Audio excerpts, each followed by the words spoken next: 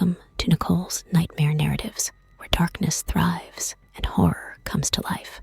In tonight's chilling tale, we delve into The Night the Dolls Came to Life, a terrifying tale of haunted toys. Prepare yourself for a journey into the unknown, where innocent playthings become vessels of terror. Turn off the lights, settle in, and let the nightmare begin. In the quaint, sleepy town of Ashgrove, there stood an old Victorian mansion that had long been abandoned. The townsfolk whispered about its dark past, a history shrouded in mystery and fear. At the heart of these tales was a collection of dolls, each more sinister than the last. These dolls were said to come to life under the cover of night, driven by a malevolent force. Yet, despite the warnings, curiosity and a sense of adventure often draw the brave and unsuspecting into the mansion's eerie embrace. Our story begins with a young woman named Clara Whitmore, an avid collector of antique dolls. Clara had heard about the mansion and its infamous collection, and her fascination with the macabre compelled her to visit. Determined to uncover the truth behind the legends, she set out one crisp autumn morning, her excitement mingling with an underlying sense of dread. Clara arrived at the mansion just as the sun began to dip below the horizon. The house loomed over her, its once grand facade now weathered and decayed. Vines crawled up its walls, and the windows, coated in a thick layer of grime, seemed to watch her approach.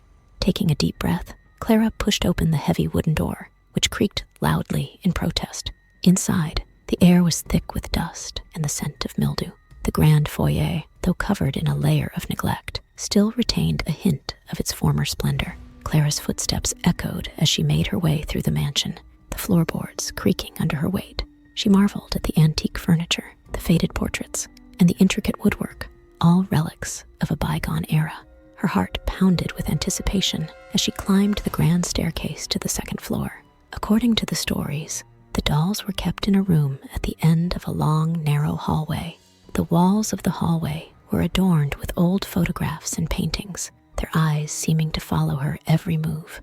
Clara couldn't shake the feeling that she was being watched, but she pressed on, driven by her curiosity.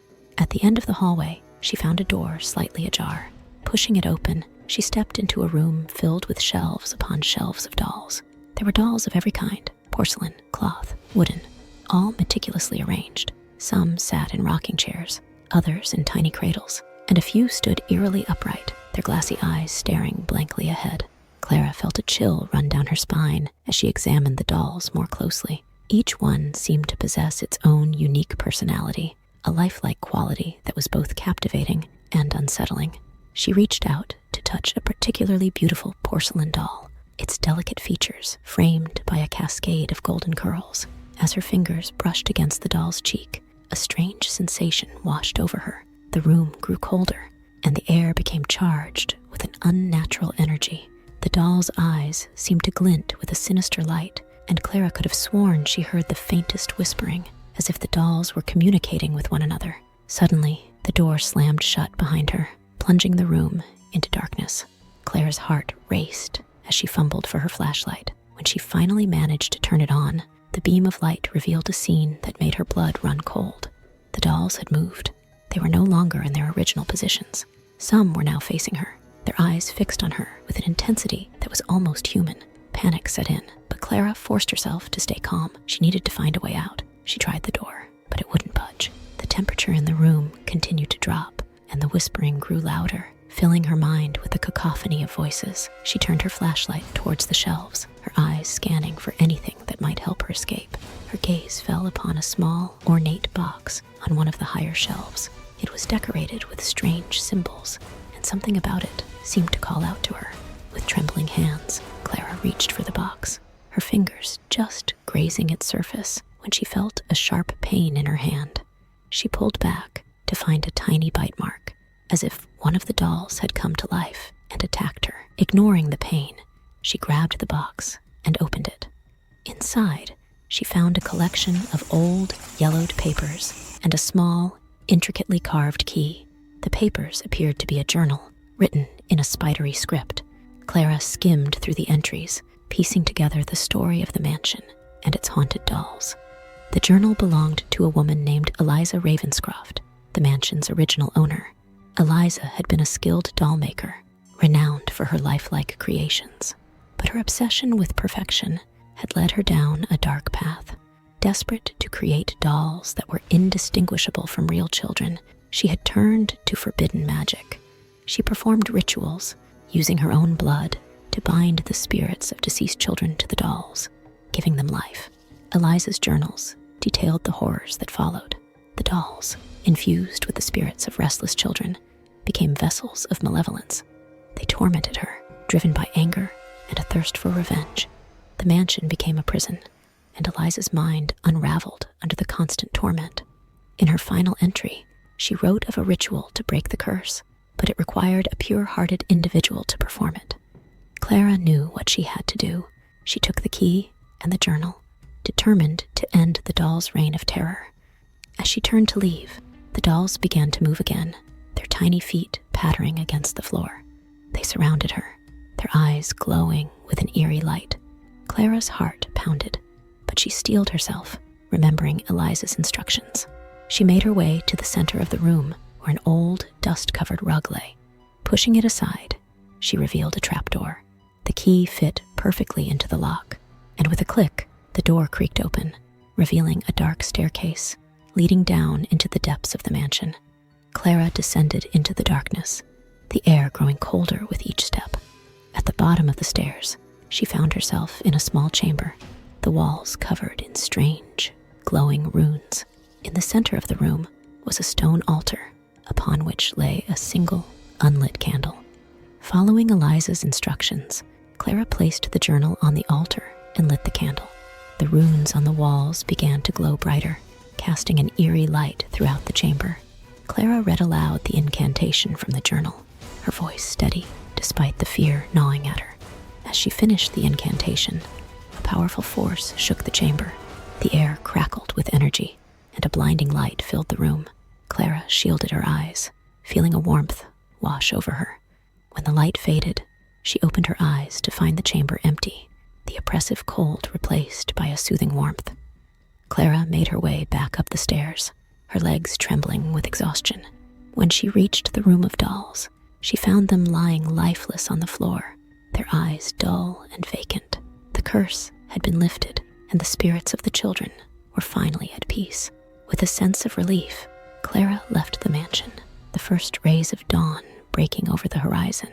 She knew she had put an end to a dark chapter in the town's history, but the experience had left its mark on her. She could still hear the faint whispers of the dolls in her mind, a reminder of the horrors she had faced. Clara returned to her home, documenting her harrowing experience in detail. She wanted to ensure that the true story of the haunted dolls would never be forgotten. Her account served as a warning to others about the dangers of tampering with dark forces. Years passed, but Clara never forgot the night the dolls came to life. She continued her work as a collector, but her fascination with the macabre had been tempered by a newfound respect for the supernatural. She knew that some secrets were better left buried, and some curiosities were best left unexplored. Despite the relief of ending the curse, Clara couldn't shake the feeling that her life had been forever changed by her encounter with the dolls. She had faced the unknown and emerged victorious, but the memories of that night would haunt her for the rest of her days. She often wondered if there were other objects out there, similarly cursed, waiting for someone to uncover their dark secrets. In the quiet town of Ashgrove, the old Victorian mansion still stood, a testament to the horrors that had once unfolded within its walls. The townsfolk, now aware of its dark past, kept their distance, the whispers of haunted dolls serving as a chilling reminder of the night the toys came to life. One day, Clara received a package in the mail. It was an old, weathered box with no return address. Inside, she found a single doll, unlike any she had seen before. It was exquisitely crafted, with eyes that seemed almost alive. Attached was a note, written in a familiar spidery script. The curse is never truly broken. Clara's heart sank as she realized the implications. The malevolent force she had thought she had banished had found a new vessel. The nightmare was far from over. As the sun set and darkness crept in, Clara knew she had to prepare for another night of terror. The dolls had come to life once more, and this time they were coming for her. The night stretched on, filled with the same chilling whispers and eerie movements that had haunted her before. Clara steeled herself, determined to fight back against the malevolent force. She knew she couldn't do it alone this time.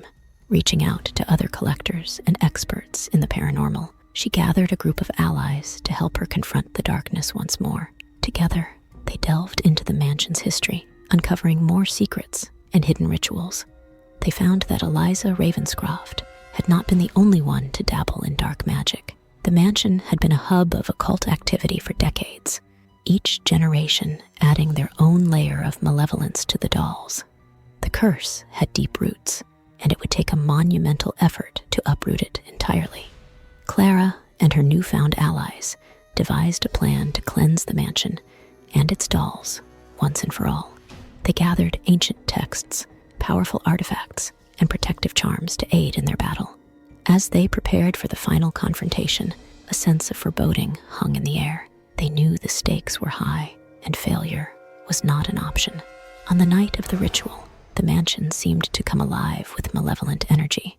The walls pulsed with an otherworldly light, and the dolls moved with a life of their own. The air was thick with the whispers of the damned, and shadows danced menacingly in the corners of the rooms. Clara and her allies stood in a circle around the stone altar, their voices joining in a chant that reverberated through the mansion. The ground trembled, and a blinding light filled the room as the ritual reached its climax. The dolls screamed in unison, a cacophony of torment that pierced the night. One by one, they fell silent, their eyes dimming as the malevolent force was banished. The air grew still, and a sense of peace settled over the mansion. Clara collapsed to the floor, exhausted but triumphant. They had done it. The curse was finally broken, and the spirits of the children were free. The mansion, once a place of horror, now felt cleansed and purified. Clara knew she could finally move on from this chapter of her life, the weight of the past lifted from her shoulders. Years later, Clara looked back on her experiences with a mixture of awe and gratitude. She had faced unimaginable horrors and emerged stronger for it. The night the dolls came to life would always be a part of her, a reminder of the darkness that lurks in the world and the strength it takes to confront it. She continued her work as a collector, but with a renewed sense of purpose and a deeper understanding of the mysteries that lay hidden in the shadows. Thank you for joining us on this harrowing journey into The Night the Dolls Came to Life, a terrifying tale of haunted toys. If you enjoyed tonight's story, be sure to like, subscribe, and hit the notification bell to stay updated on all our latest terrifying tales. Until next time, remember, sometimes the most innocent-looking things can hide the darkest secrets. Sweet dreams if you can.